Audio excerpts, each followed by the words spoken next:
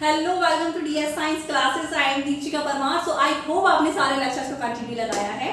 ये उम्मीद करती हूँ कि आप सारे लेक्चर्स को कंटिन्यू लगा रहे हैं। आज हम आगे के टॉपिक को स्टार्ट करने वाले हैं। सो आप जानते हैं कि हम कौन से चैप्टर की बात कर रहे हैं, टॉपिक हम क्या क्लियर कर रहे हैं। हम बात कर रहे हैं structure of skeletal muscle cell. Basically हमने मसल्स के टाइप तो देखे। मसल्स कितने टाइप की होती है? 3 टाइप की होती है। कौन कौन सी? Smooth muscle, cardiac muscle and skeletal muscle. अब ये तीनों मसल कहाँ पर प्रेजेंट होती हैं? चलिए तो पुराना रिवीजन करते 2 मिनट में चलते हैं ताकि आपका पुराना रिकॉल हो जाए। नहीं तो ऐसा होता है कि हम आगे बढ़ते जाते हैं, पीछे का सब फॉरवर्ड होता जाता है ना। तो टाइप्स ऑफ मसल में हमने क्या देखा?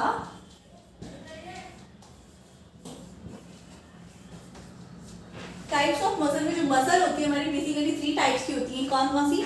Skeletal muscle, smooth muscle and cardiac muscle. ऐसे शॉर्ट फॉर्म में लिखेंगे ताकि आपको चीजें याद रहे। स्केलेटल मसल कौन सी होती है? जो हमारी किससे कनेक्ट होती है? स्केलेटल से। स्मूथ मसल जिसे हम क्या विसरल मसल भी बोलते हैं, जो किससे? विसरल ऑर्गन से अटैच होती है। और कार्डियक मसल की बात करें तो कार्डियक मसल ऐसी मसल होती है जो हमारे हार्ट से कनेक्ट होती है, अटैच होती है। तो ये सिर्फ हार्ट के पास पाई जाएगी और कहीं नहीं मिलेगी। बाकी स्मूथ मसल जितने भी इंटरनल ऑर्गन है, विसरल ऑर्गन है, सबके पास स्मूथ मसल प्रेजेंट होगी। इसे हम इसलिए विसरल मसल भी कहते हैं। स्केलेटल मसल की बात करते हैं तो स्केलेटल मसल सिर्फ कहाँ अटैच हो गया? यानी स्केलेटल से। तो इसका मतलब ये जो स्केलेटल मसल है उसे हम अपनी मर्जी के अकॉर्डिंग मूवमेंट दे सकते हैं, क्योंकि विसरल ऑर्गन्स को हम अपनी मर्जी के अकॉर्डिंग कहाँ मूवमेंट दे पाते हैं, तो इसलिए हम विसरल मसल को भी मूवमेंट नहीं कर पाएंगे। क्लियर है? ये बात आपको समझ में आई? अब बात कर रहे थे हम स्ट्रक्चर ऑफ स्केलेटल मसल। फिर उसके बाद हम बात करेंगे स्मूथ मसल, देन उसके बाद कार्डियक मसल। क्लियर? सो जो स्केलेटल मसल होती है, इसकी इस सेल की बात की थी हमने। जो इसका सेल होता है स्केलेटल मसल का, वो कैसा दिखाई देता है? ये होता है कुछ सिलेंड्रिकल शेप में, multi nucleated and syncytium. Multi nucleated से आप सभी जानते हैं क्या होता है, जिसमें कई सारे न्यूक्लियस प्रेजेंट होते हैं। देन इसके स्ट्रक्चर की अगर बात करते हैं तो इसका स्ट्रक्चर कैसा होता है? इंटरनल जब हम जाके देख रहे थे, किसी एक स्केलेटल मसल सेल को कट किया तो हमें कुछ इस टाइप से दिखाई दी क्रॉस सेक्शन। इसके अंदर कुछ ऐसे बंडल लाइक स्ट्रक्चर था और इन बंडल को हम क्या बोलते हैं? फेसिकल। अब ये बंडल क्यों प्रेजेंट होते हैं, हम क्या बोलते हैं? फेसिकल। ओके, अब ये फेसिकल्स मतलब बंडल क्यों प्रेजेंट होते हैं? तो जो स्केलेटल मसल सेल होती है वो रैंडम बिखरी नहीं होती, एक बंडल में अरेंज होती है। तो इस बंडल के अंदर जो स्केलेटल मसल सेल है, ये सेल्स इस टाइप से अरेंज होंगी। किसमें? इन बंडल में। तो इन बंडल को हम क्या बोलते हैं? फेसिकल। एंड यहाँ पे जो टिश्यू होता है इसे हम बोलते हैं फैशिया। अब आगे बात किसकी? इंटरनल साइड में ट्यूब दिख रहा है, इन्हीं को हम बोलते हैं स्केलेटल मसल सेल या मायो फाइबर्स। क्लियर है? मायोफाइबर्स। मायोफाइबर्स को जब हम बाहर निकालते हैं तो इसके अंदर भी हमें छोटे छोटे ट्यूब्स दिखाई देते हैं और इन ट्यूब्स को हम क्या बोलते हैं? इन ट्यूब्स को अगर हम बाहर निकालें या इन ट्यूब को हम देखें तो ये कुछ इस टाइप से दिखाई देता है और इस ट्यूब को हम क्या बोलते हैं? मायोफाइब्रिल्स।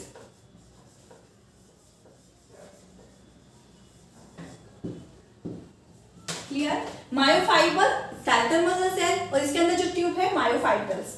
मायोफाइब्रल्स की जब स्ट्रक्चर की बात की हमने यहाँ पर देखते हैं, जब मायोफाइब्रल का हमने स्ट्रक्चर देखा तो क्या देखा कि जो मायोफाइबर होते हैं, मायोफाइब्रल्स होते हैं, इसके अंदर 2 टाइप्स के फिलामेंट प्रेजेंट होते हैं, एक थिक फिलामेंट एंड एक थिन फिलामेंट। जो थिन फिलामेंट होते हैं कुछ इस टाइप से होंगे और जो थिक फिलामेंट है वो यहाँ पर इनके बीच में ऐसे पड़े होते हैं। इनके बीच में एक जेड लाइन होती है जो क्या करती है? दोनों को डिवाइड करती है, एक थिक फिलामेंट को, और एक क्या बॉक्स बनाती है। इसको हम बॉक्स को क्या बोलते हैं? सार्को आई थिंक कुछ करके बोलते हैं, याद नहीं आ रहा है अभी। सार्कोमेयर। हाँ, सार्कोमेयर। क्लियर है? ये बात आपको याद रखना है। दूसरी बात, जो आउटर मेम्ब्रेन है मायोफाइब्रल की, उसे हम क्या बोलते हैं? नॉर्मली किसी सेल की आउटर मेम्ब्रेन को प्लाज्मा मेम्ब्रेन बोलते हैं। अब क्योंकि ये क्या है? सार्कोमेयर है, सार्कोमेयर का फॉर्मेशन कर रहा है, मायोफाइब्रल है, तो इसकी आउटर मेम्ब्रेन को हम क्या बोलेंगे? सार्कोलेमा। क्लियर। अब जो सार्कोलेमा होती है इसके, वो कैसी होती है, एकदम स्मूथ नहीं होती है, इसमें डिप्स होते हैं, मतलब ऐसे होल टाइप का स्ट्रक्चर होगा यहाँ पे कुछ इस टाइप से।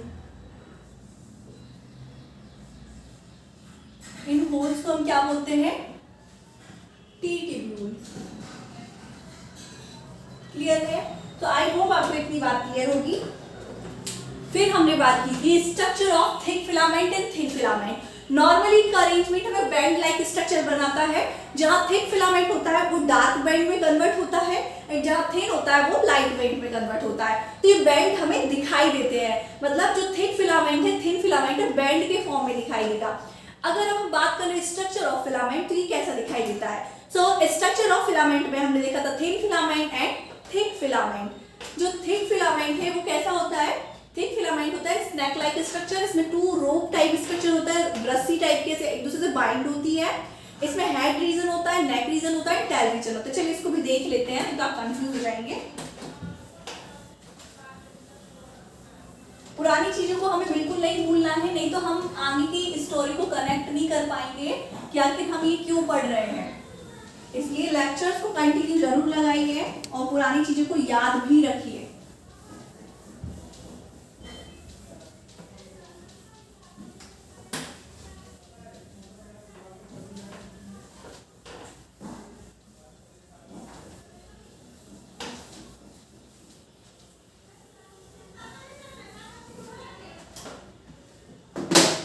थिक फिलामेंट की बात करते हैं हम, थिक एंड थिन।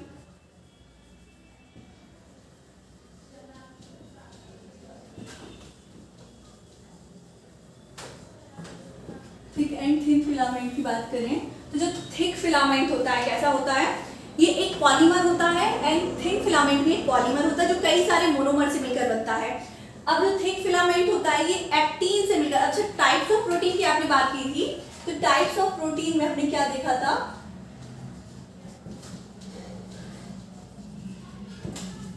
जो प्रोटीन होते हैं टू टाइप के होते हैं, कॉन्ट्रैक्टाइल प्रोटीन एंड दूसरा रेगुलेटरी। तो जो कॉन्ट्रैक्टाइल प्रोटीन होता है इसमें आता है एक्टिन प्लस मायोसिन,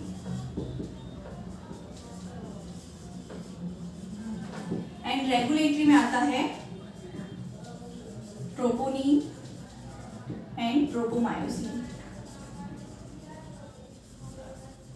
क्लियर है, ये बात आपको याद रखना है। क्लियर। सो प्रोटीन की बात आपको समझ में, टाइप्स ऑफ प्रोटीन में कॉन्ट्रैक्टाइल और रेगुलेटरी। कॉन्ट्रैक्टाइल प्रोटीन में एक तो एक्टिन होता है, दूसरा मायोसिन, जबकि रेगुलेटरी में ट्रोपोनिन ट्रोपोमायोसिन। अब टाइप्स ऑफ प्रोटीन आपको समझ में आ गया है, इसको याद कर लिया है, तो आपको थिक एंड थिन फिलामेंट समझ में आ जाएगा। जो थिक फिलामेंट होता है इसका स्ट्रक्चर कुछ इस टाइप से होता है, कैसा, ये एक पॉलीमर है जो कई सारे मोनोमर से मिलकर बनेगा, और ये कुछ इस टाइप से होता है।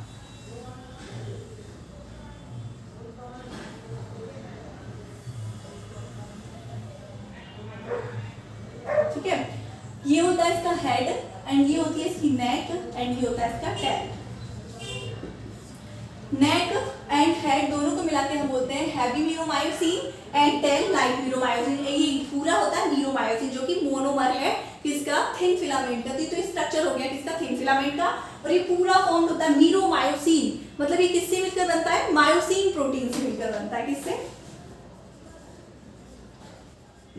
क्लियर है, ये बात आपको याद रखना। मीरोमायोसिन इसका मोनोमर होता है, इसलिए ये मायोसिन प्रोटीन से मिलकर बनता है कौन सा, थिक फिलामेंट। अब बात करें हम थिन फिलामेंट की, ये है थिक, मोटा वाला, और ये कंबाइंड होकर कैसे कन्वर्ट हो जाता है, ये तो एक मोनोमर है, और ये क्योंकि एक पॉलीमर होता है ये ब्रश लाइक स्ट्रक्चर बना लेता है कुछ इस टाइप से।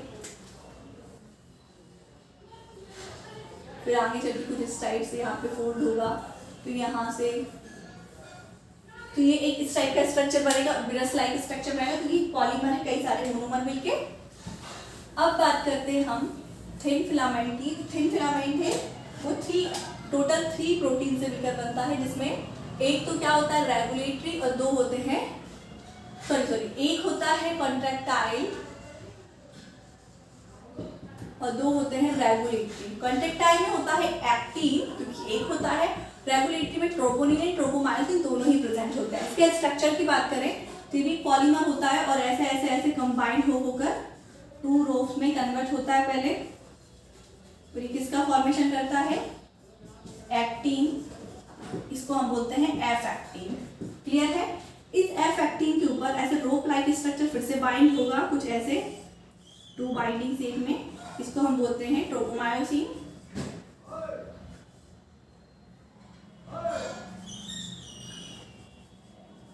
और इसके ऊपर ऐसे कैप लाइक ऐसे 3 उसमें फॉर्म में सर्कल टाइप स्ट्रक्चर होगा, इसे हम बोलते हैं ट्रोपोनिन। क्लियर है? तो ये तो बात हो गई structure of thick and thin filament. So I hope आपको structure of thick and thin filament समझ में आया। इनके फंक्शन की हम बात कर चुके हैं। बेसिकली ये क्या करते हैं? देखो फिलामेंट कहाँ तक पहुंचे? स्केलेटल मसल क्या करते हैं? आपको समझना है स्केलेटल मसल क्या होती है? जो हमारी स्केलेटल कनेक्ट होती है, जब हम स्केलेटल को मूव कराते हैं तो ये मसल कांटेक्ट करती है, मतलब इसमें कॉन्ट्रैक्शन हो रहा है। अभी कॉन्ट्रैक्शन कैसे हो रहा है इसकी बात हम करेंगे, है ना। कॉन्ट्रैक्शन कैसे हो रहा है इसको जानने के लिए इसका स्ट्रक्चर देखना पड़ेगा। तो स्ट्रक्चर जब हम देखा तो हमने एक स्केलेटल मसल को देखा, उसमें कई सारे क्या होते हैं? एक स्केलेटल मसल को मायोफाइबर बोलते हैं। उस मायोफाइबर के अंदर कई सारे मायोफाइबर्स होते हैं। जब एक मायोफाइबर्स निकालते हैं तो उसको देखा हमने, तो उसमें हमें थिक एंड थिन फिलामेंट दिखाई दिए। थिक एंड थिन फिलामेंट क्या है? जो प्रोटीन से फॉर्म्ड होते हैं, actin, myosin, troponin, tropomyosin. Clear? तो ये फिलामेंट है। अब फिलामेंट का स्ट्रक्चर देखा तो थिक फिलामेंट जो बनता है मायोसिन से, एंड थिन फिलामेंट जो बनता है actin, troponin and tropomyosin, in protein से मिलकर ये फॉर्म होता है। अब ये इसका कंपोजिशन आपने देख लिया, अरेंजमेंट देख लिया कि फिलामेंट कैसे अरेंज होते हैं। तो यही फिलामेंट क्या करते हैं? कॉन्ट्रैक्शन करते हैं। कॉन्ट्रैक्शन कैसे करते हैं? आपको पिछले लेक्चर में बताया था। ये जो थिक फिलामेंट है, ये यहाँ से ऐसा, ये इसकी जो हेड रीजन है ऐसे क्यों टर्न होती है बाहर साइड में? क्योंकि ये क्या करती है, यहाँ पर क्या है,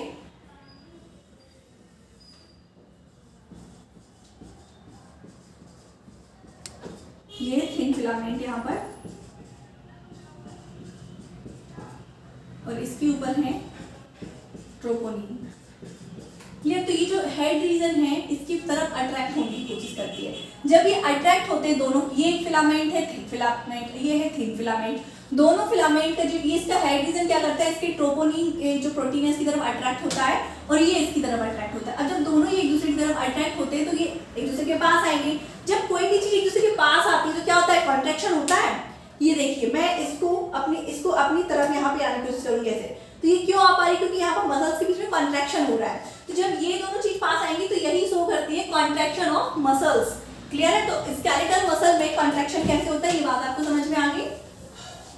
चलिए ठीक है, ये तो बात समझ में आ गई है अच्छे से। स्ट्रक्चर देख लिया है, फंक्शन देख लिया है, इनकी कैसे कॉन्ट्रैक्ट होती है ये बात हो गई है। किसी भी चीज को कॉन्ट्रैक्ट करने के लिए, रिलैक्स करने के लिए सबसे बड़ा कमांड कौन देता है? कौन देता है? ब्रेन देता है ना। मतलब ब्रेन क्या है? सेंट्रल नर्वस सिस्टम जो कनेक्ट है पेरिफेरल नर्वस सिस्टम से। पेरिफेरल नर्वस सिस्टम क्या है?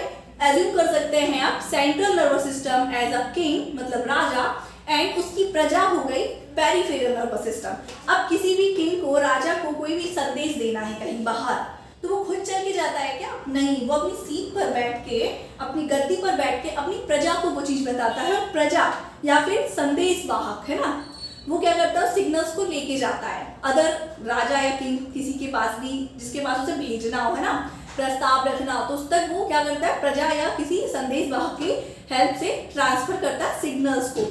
सेम एज हमारी बॉडी में भी एक किंग है एंड उसकी प्रजा है कौन? Nerve cells. क्लियर है? सो जो किंग है वो आता है सेंट्रल नर्वस सिस्टम में, जिसमें मेनली हमारा ब्रेन एंड स्पाइनल कॉर्ड होती है। ठीक है, CNS, एंड दूसरा होता है हमारा पेरिफेरल नर्वस सिस्टम, ये इसकी प्रजा होती है। जब भी इसे सिग्नल्स देना हो तो ये ब्रेन से लेते जाता है और किसको देता है? इसको, और ये करता है पूरी बॉडी में सिग्नल को ट्रांसमिट करता है। तो ये बात आपको समझ में आई। बेसिकली मुझे अपने हाथ को कभी भी कॉन्ट्रैक्ट कराना है, मुझे डांस करना है, मुझे दौड़ लगानी है, सारे काम मैं कैसे कर सकती हूँ? जब तक मेरी मसल्स को सिग्नल नहीं पहुंचेंगे जब तक मैं कुछ भी नहीं कर सकती। अब वो सिग्नल कौन पहुंचाएगा? तो हमारी बॉडी में 2 टाइप के नर्व सेल होते हैं। नर्व सेल्स बेसिकली क्या करते हैं? सिग्नल्स को लेते हैं और देते हैं। अब जो सिग्नल देते हैं मतलब सेंस करते हैं, जैसे मुझे यहाँ पर चोट लगी है तो वो सेंस किया है। सेंस किसने किया? एक नर्व सेल ने जो ब्रेन तक लेके गई है कि अरे यहाँ पे चोट लग रही है, उसे प्रोटेक्ट करना है। तो जो सेंस कर पा रही है उसे बोलते हैं सेंसरी नर्व, एंड जो वापस से सिग्नल लेके आ रही है कि उसको कैसे प्रोटेक्ट करना है, हाथ पीछे करना है, उसमें कुछ भी करना है या जो भी काट रहा है उसे मारना है, तो वो कर रहा है कमांड देने का काम। यहाँ पे चोट लगी, इसको कमांड मिला है, किसने दिया? ब्रेन ने, है ना। ब्रेन से गया कमांड, किसकी हेल्प से? तो जो नर्व सेल्स कमांड देता है उसे बोलते हैं मोटर नर्व सेल्स। क्लियर है? ये बात समझ में आई? तो नर्वस सिस्टम क्या करेगा? बेसिकली आपकी बॉडी के सारे मूवमेंट्स में हेल्प करता है। विदाउट नर्वस सिस्टम के या सीएनएस एंड पीएनएस के हम कुछ भी नहीं कर सकते हैं। सो हमारा हार्ट कैसे काम करता है? आपने तो बताया था कि बस हार्ट में किसी नर्व सेल्स की जरूरत नहीं होती कमांड की। हाँ, तो ये बात भी बिल्कुल सही है। हमारी बॉडी के सारे ऑर्गन्स को कमांड के लिए nervous system, CNS central nervous system and peripheral nervous system की आवश्यकता जरूर होती है। लेकिन हार्ट अकेला ऐसा ऑर्गन है जिसे इसकी जरूरत नहीं होती है, ये खुद से कमांड लेता है। इसका मतलब ये इसके पास कुछ स्पेशल टाइप के मसल्स प्रेजेंट होते हैं और ये क्या करते हैं? खुद कमांड देते हैं कि कौन से चैम्बर को कब रिलैक्स एंड कॉन्ट्रैक्ट होना है। तो जब आपने सर्कुलेशन देखा होगा तो ये सारी चीज देखी होगी, कौन सी मसल होती है? तो आप बताइए कौन सी मसल होती है? उसे हम बोलते हैं एसे नोड। एसे नोड जो होती है वो कमांड देती है हार्ट को कि कब रिलैक्स होना है, कब कॉन्ट्रैक्ट होना है। सो आई होप आपको ये बात समझ में आई। तो बस आपको एक ये पॉइंट याद रखना है कि हार्ट को छोड़कर सभी ऑर्गन्स को कमांड कौन देता है? Central nervous system and peripheral nervous system. तो क्वेश्चन यहाँ से आ जाते हैं बेसिकली। चलिए, ये तो बात हो गई। अब बात कर लेते हैं जो कॉन्ट्रैक्शन होता है वो कैसे होता है, मतलब नर्व सिस्टम जो है, नर्वस सिस्टम पूरा कैसे हेल्प करता है, कैसे सिग्नल को ले जाता है, तो इसकी बात करते हैं। चलिए,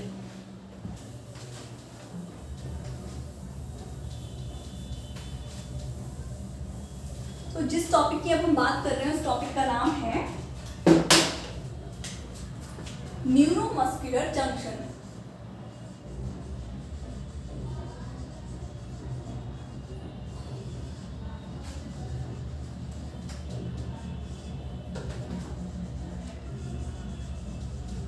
या इसी को हम क्या बोलते हैं? NMJ। एंड क्या बात करेंगे हमारे यहाँ पर? Motor unit. मोटर क्या है? ये पानी वाली मोटर है क्या? पंप करती है जो? बिल्कुल नहीं। ये मोटर यूनिट क्या है? अभी बात करी ना, मोटर जो कमांड देता है, मोटर नर्व सेल बोलते हैं उसे। सो मोटर यूनिट भी कहीं ना कहीं उसी से रिलेटेड बात करने वाले हैं। सो अगर आपको नर्वस सिस्टम देखना है तो आपको नर्व सेल का स्ट्रक्चर देखना पड़ेगा। और मैं उम्मीद करती हूँ बच्चे इतने होशियार हैं, बचपन से नर्व सेल्स का स्ट्रक्चर हम देखते आ रहे हैं, तो इसको हम स्ट्रक्चर की बात अभी बिल्कुल नहीं करेंगे। जब हम पूरा सिस्टम पढ़ेंगे नर्वस सिस्टम, उसमें हम बात करेंगे। और वैसे हम बात कर चुके हैं इस टॉपिक, है ना। तो चलिए हम बेसिकली थोड़ा सा बस इसका बेसिक स्ट्रक्चर बनाएंगे, रफ डायग्राम। जो हमारी नर्व सेल होती है कुछ इस टाइप से दिखाई देती है। ये होती है इसकी सेल बॉडी। यहाँ पर होते हैं डेंड्राइट्स। ये डेंड्राइट्स का बेसिकली क्या काम है, कोई बता सकता है क्या? नहीं? चलो बता देते हैं, हम बताएंगे। इसका एंड लास्ट है। तो देखिए, जो सेल बॉडी है इसके ऊपर जो डेंड्राइट्स धागे जैसे थ्रेड लाइक स्ट्रक्चर होता है, ये क्या करता है? बेसिकली सिग्नल को कैच करता है। किसी भी सिग्नल्स को, अदर किसी भी नर्व सेल से सिग्नल आ रहा है तो वो किसके पास आएगा? पहले डेंड्राइट्स के पास। फिर डेंड्राइट सिग्नल ट्रांसफर करेगा यहाँ से, और इसको हम बोलते हैं एक्सॉन। और एक्सॉन से जैसे सिग्नल यहाँ आएगा तो यहाँ पर कुछ बबल लाइक स्ट्रक्चर होते हैं इसके एंड पर, और इन बबल्स के अंदर होता है एक केमिकल। इस केमिकल को हम बोलते हैं न्यूरोट्रांसमीटर। क्लियर? न्यूरोट्रांसमीटर जैसे यहाँ पर सिग्नल आएगा तो ये न्यूरोट्रांसमीटर रिलीज होगा क्योंकि बबल्स ब्लास्ट हो जाएंगे। क्लियर? तो यहाँ पर क्या आ जाएगा? न्यूरोट्रांसमीटर आ जाएगा। सो ऐसे सिग्नल्स जाते हैं। अब मान लीजिए ऐसा तो है नहीं कि हमारी बॉडी में सिर्फ एक नर्व सेल है, कई सारी नर्व सेल्स एक दूसरे से अटैच है। मतलब अटैच मतलब थोड़ा सा उनके बीच में गैप है, और उस गैप को क्या कहते हैं ये हम बात कर लेते हैं। जैसे ये एक नर्व सेल है, ये इसके डेंड्राइट से जहाँ से सिग्नल आया है, और ये इसके एक्सोन से लेता हुआ जा रहा है कहाँ पर? इसके एंड लास्ट में।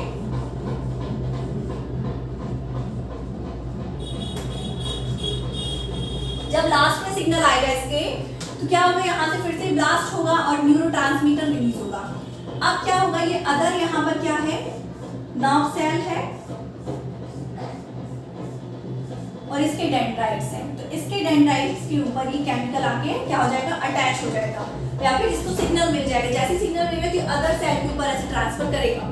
तो ये प्रोसेस चलता रहेगा, मतलब एक नर्व सेल दूसरे नर्व को सिग्नल देगी और वही नर्व सेल तीसरे नर्व सेल को, एंड कोई भी एक नर्व सेल किसी मसल्स को सिग्नल देगी। तो यहाँ पर अगर कोई मसल्स है तो ये इसको सिग्नल देगी। क्लियर है? सो आपको एक बात समझिए, एक नर्व से जब दूसरे नर्व सेल के पास सिग्नल जाता है तो इसके बीच में गैप होता है, जिस गैप के बीच में ये जो न्यूरोट्रांसमीटर है आ जाता है।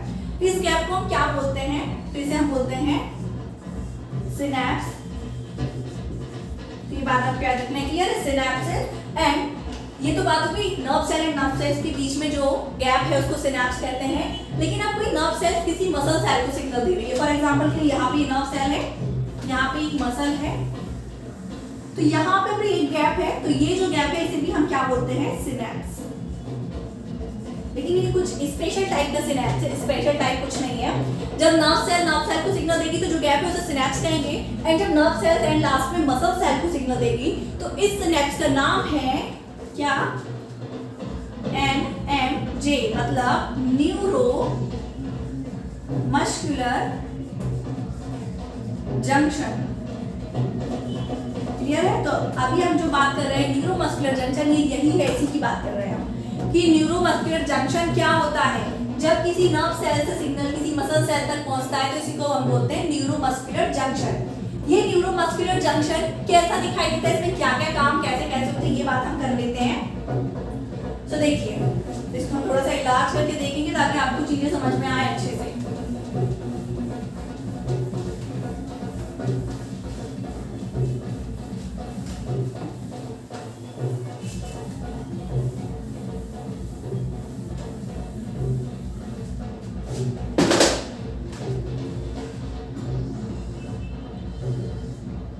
ये नर्व सेल है, ये डेंड्राइट से यहाँ से सिग्नल आएगा और यहाँ से होता हुआ यहाँ से आएगा, और यहाँ पर क्या होगा? ये केमिकल रिलीज हो जाएगा। इस केमिकल को क्या बोलते हैं? न्यूरो। ये आपको याद रखना है, मीटर। अब एक बात याद रखिए, जो न्यूरोट्रांसमीटर होता है क्या करता है? एक नर्व सेल से दूसरे नर्व सेल्स को सिग्नल पहुंचाता है, और यही मसल सेल्स है। सो आप बात कीजिए, जो हमारे न्यूरोट्रांसमीटर होते हैं बॉडी में, केमिकल जो होता है न्यूरोट्रांसमीटर, ये अलग अलग टाइप के होते हैं। अलग अलग अलग अलग मसल्स को सिग्नल देने के लिए अलग अलग केमिकल मतलब न्यूरोट्रांसमीटर का यूज होता है हमारी बॉडी में। लेकिन अभी हम बात करें स्केलेटल मसल की, तो स्केलेटल मसल में जो केमिकल यूज होने वाला है उसको हम क्या बोलते हैं? एसिटोकोलाइन। सो अच्छा, पहले हम स्ट्रक्चर बनाते हैं, फिर उसके केमिकल का नाम भी लिखेंगे, न्यूरोट्रांसमीटर का नाम भी लिखेंगे। तो हम जानते हैं जो हमारी स्केलेटल मसल सेल होती है जिसे हम क्या बोलते हैं? मायोफाइबर्स, नॉट बायोफाइब्रिल। क्लियर? मायोफाइबर्स का जो स्ट्रक्चर होता है कैसे होता है? डिप होते हैं इस टाइप से। यहाँ पे इसका सरफेस जो सार्कोलेमा होता है रफ टाइप में होता है, इस टाइप के गड्ढे होते हैं, इसको हम क्या बोलते हैं? T tubule. एंड ये है outer membrane of skeletal muscle cell या मायोफाइबर्स, हम बोलते हैं सार्कोलेमा। क्लियर है? तो जैसे ही देखो यहाँ से डेंड्राइट से सिग्नल आएगा एक्सोन तक, एक्सोन से यहाँ पर आएगा, तो ये जो बबल से ब्लास्ट हो जाएंगे किसको? न्यूरोट्रांसमीटर को रिलीज करेंगे। न्यूरोट्रांसमीटर क्या करेगा? इसके ऊपर आएगा, इसके ऊपर कंबाइन होने के लिए यहाँ पर एक क्या होगा? रिसेप्टर प्रेजेंट होंगे, ऐसे सीड्स बना के रखेंगे। ये रिसेप्टर क्या करेंगे? ये जो केमिकल है न्यूरोट्रांसमीटर से जल्दी से अपने ऊपर कंबाइन कर लेंगे, और जैसे ही कंबाइंड होगा तो इसके पास यहाँ पर लगे होते हैं सोडियम चैनल्स। ये चैनल्स क्या होंगे? खुल जाएंगे। जैसे ही चैनल खुलेंगे तो यहाँ से क्या? सोडियम इंटर करेगा। सोडियम जैसे इंटर करता है तो आपको पता है क्या होता है? ये मसल्स क्या हो जाती है? कॉन्ट्रैक्ट हो जाती है। जैसे ही सोडियम आयन इंटर करता है इंटरस्टिशियल फ्लूइड से कहां पर? मसल में, तो कॉन्ट्रैक्शन हो जाता है, और इस प्रोसेस को हम क्या बोलते हैं? डीपोलराइजेशन। क्लियर है? अब ये सोडियम आयन कहां से आता है? तो हमारी इंटरस्टिशियल फ्लूइड में सोडियम क्लोराइड मतलब नमक, सॉल्ट भरा पड़ा होता है। जैसे ही न्यूरोट्रांसमीटर रिलीज रिसेप्टर से कंबाइंड होता है, बाइंड होता है, तो चैनल जैसे खुलते हैं तो यहाँ से सोडियम जल्दी जल्दी इंटर करने लगता है मसल सेल के। जैसे सोडियम आयन इंटर करता है मसल सेल के तो क्या होता है? ये कॉन्ट्रैक्शन होता है। इसी प्रोसेस को बोलते हैं डीपोलराइजेशन। तो अब ये जो केमिकल है इसको हम क्या बोलते हैं? जो रिलीज होता है एक स्केलेटल मसल के ऊपर, बोलते हैं हम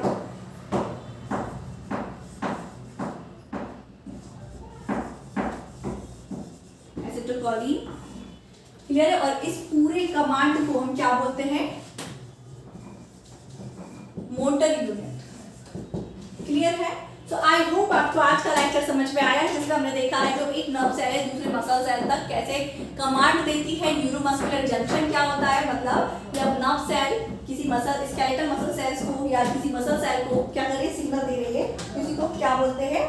neuromuscular junction. So I hope आपको आज का लेक्चर समझ में आया है और इसी प्रकार हमारे साथ बने रहिए। Thank you so much watching my video. धन्यवाद।